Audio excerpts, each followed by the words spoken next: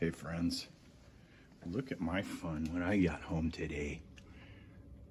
Now this is a common thing that I've gone round and round with the plumbers that I've used, and I'll show you exactly what my point is. And tonight, my wife said, well, I had the hot water on and all of a sudden it just stopped. So let me get set up out in the bunker and I'll show you what I'm talking about. The fix,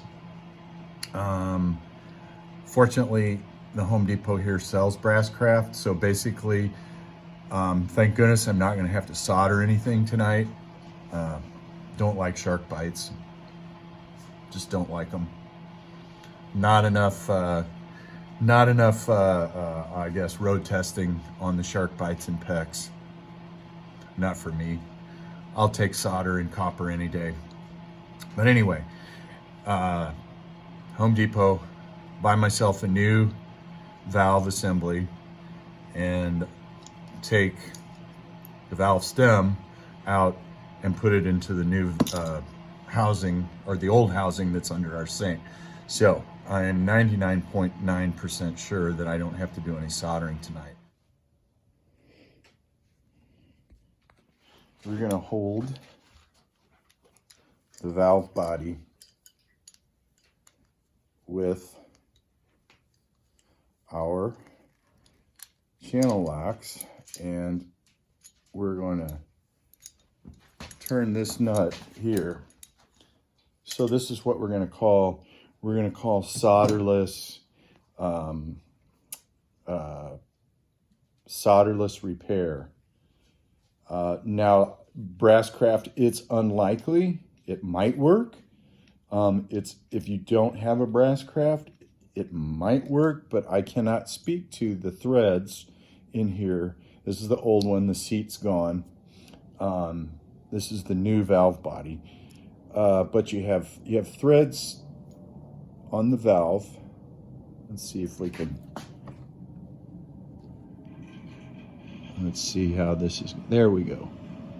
Come on, focus. Okay, so you have threads, and then you have female threads on this nut. And basically, what you want to do, this is what you want. You want this whole assembly here. This is going to be sitting on the copper, like so. Actually, the one in the kitchen cabinet, this is for a bathroom vanity. The one on the, we're coming up through the floor, so this is up here. Doesn't much matter, but you would want to try to match product number if you can find it. But anyway, let me put these down. So let's go through this again now that this is loosened up, because you're going to need to know how to put this back on. Okay, so you're holding with your one set of crescents, and you're getting your valve, opening your valve, not all the way, because it'll put pressure on the nut and you won't be able to get the nut off. So then you take this nut off, loosen this nut until it's all the way off, and slide that there like that, and rotate this valve stem assembly out of the valve body. And then do the same thing with your new valve. You leave Gunny alone. You're the pooper. You pooped out here. Sammy pooped out here. That wasn't cool. You pooped in the bunker. Sam. I apologize to everyone. That's just not, that's uncool. All right, where was I? So we have the old valve stem out of the old valve body.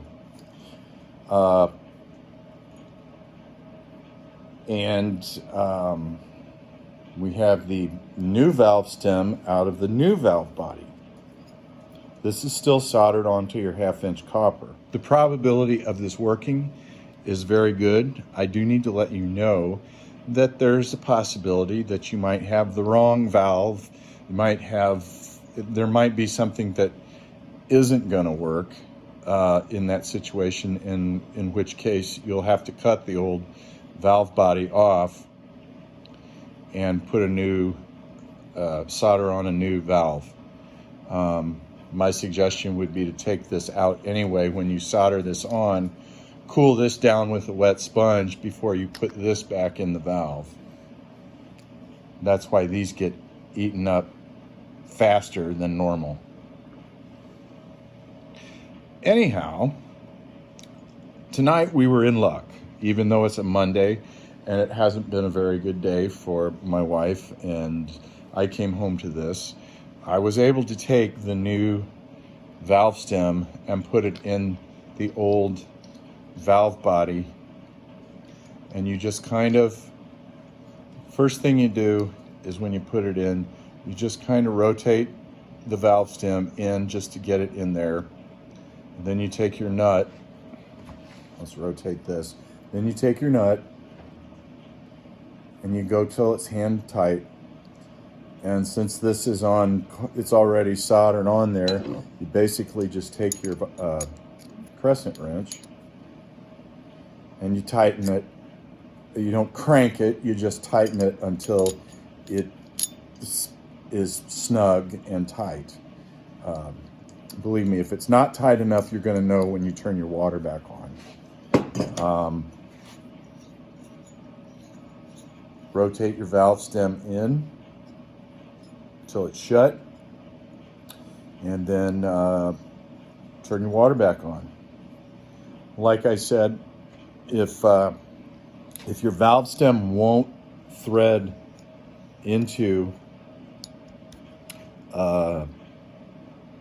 your valve body, then it's not going to work. You'll have to cut this off. And I'm not going to promote PEX. I don't believe in PEX. I'm old school. That's just the way it goes. I'm not a fan of shark bites and PEX. They are used in the industry. All is almost like one day I woke up and there was PEX and shark bite fittings everywhere on job sites. It's cheap, it's easy, it's less labor intensive, but I tell you what, it's not hard copper soldered. That's forever kind of stuff. Anyway, I hope that was helpful, and I hope that if you have a valve seat on a Brasscraft stop under your kitchen sink, under your bar, in your bathroom vanity, under your bathroom sink, I hope this helps and saves you a little time. Like I said, there is a chance that it won't work. You'll know if the valve stem won't work. But that's why I like Brasscraft. I always stick with Brasscraft because I know that they've cut those threads. They've cut those threads the same for years, and they just don't change. And usually it's a really quick swap. So we're all fixed.